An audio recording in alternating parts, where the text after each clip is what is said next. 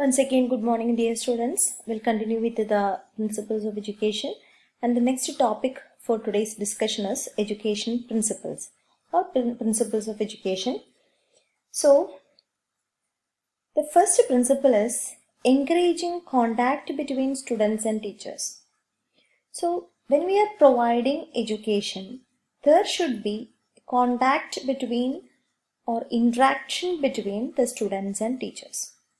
So this is the main problem now what we are facing in current scenario. So how to make contact between the students and teachers? So there should be some amount of interactions, like we have to use some amount of interactive devices should be there, or face-to-face interaction should be there. So that is about the first one, encouraging contact between the students and teachers. So even in a correspondence education, there is some amount of contact, maybe with the materials the students and the teachers are contacting. So that is a connection which is happening between the student and teacher. So it should be guided, the education should be guided by the teachers. So that is about the first principle, encouraging contact between student and teachers. The second one is inviting engagement. So there should be some activities for the students to actively involve in the particular teaching learning process. So students should be given some amount of reading or writing assignments, or some learning materials should be provided so that students are actively involving in the particular activities. So that is inviting engagement in the teaching learning process or in the education. Next one is extending knowledge.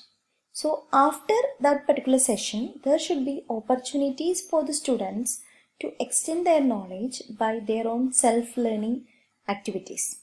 So that is a extending knowledge. The next one is nurturing complexity and critical thinking. Nurturing complexity and critical thinking. It is nothing but we are providing opportunities for the students, like they have to develop more amount of complex activities, complex or higher level activities should be done, or critical thinking and other higher level activities should be provided for the students, so that more amount of critical knowledge, critical thinking abilities will be encouraged for the students.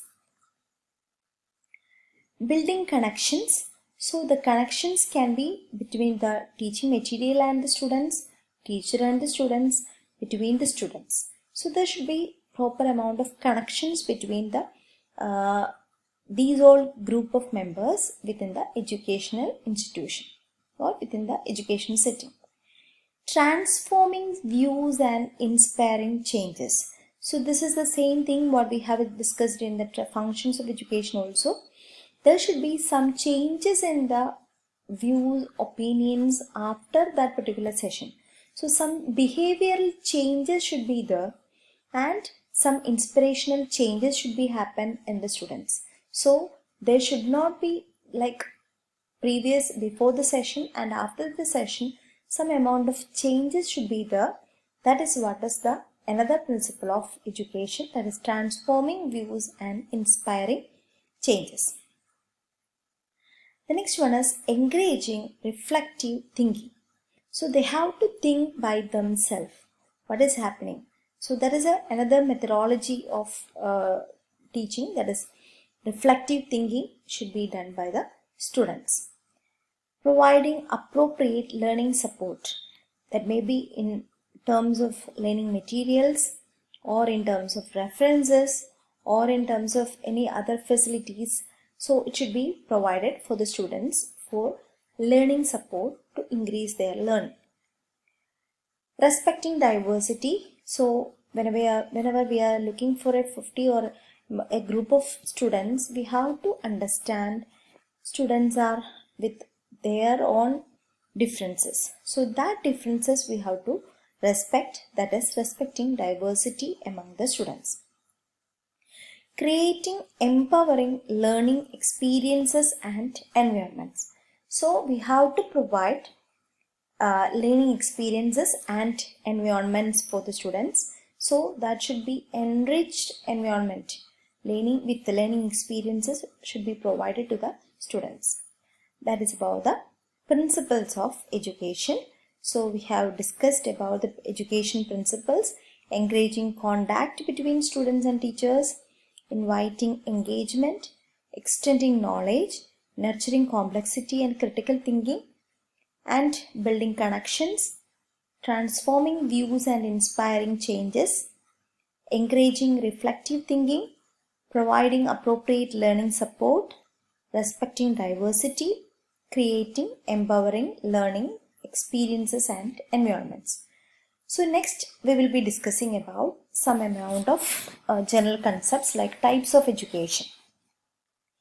So usually in education, we will be thinking about the education which we acquire in an educational setting. So not only that, but also we have other types of education. So we can see the names: formal education. So there are certain rules, customs, procedures in formal education.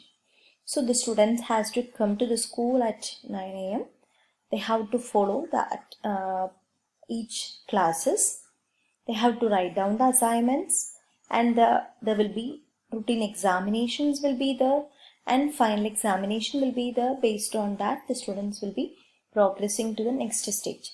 So there are certain rules, procedures, and this is the formal education. For example, school or college, we can say that is a formal education. So the second one is informal education. So we are gaining some knowledge not only from a school or a setup of educational setting, but also we are trying to get more amount of education maybe from home, family. That education is known as informal education. So here it is not systematically planned. We don't have rules or regulations in family. Some customs will be there, some according to our cultural background, but it is not written down to practice. So that is according to our own values. That's why it is the informal education. It's not systematically planned and it happens in home and family. So here comes the third one, that is non-formal education. So what is non-formal education? Definitely it will be between this formal education and informal education. So here that is adopts a midway between formal and informal type of education. So that is known as the non-formal education. So adopts a midway between formal and informal type of education. So what is a normal non-formal education? This is according to K.L. Kumar. He classifies type of non-formal education into correspondence education, distance education, open learning or open program, continuing education program, and teleconferencing. So these are the type of non-formal education according to K.L. Kumar. So these all are added to our all basic degree or basic qualification. It will be added into our profile. So this is helping after getting some degree or basic education, we can go for these type of education. So correspondence education, distance education, open learning or open program, continuing education program, and teleconferencing. So these are the some of non-formal education which acts between the midway between the formal and non-formal type of education. So here the students, according to their own pace or according to their own interest, they will be proceeding with their education. So that is the important matter which is related to non-formal education.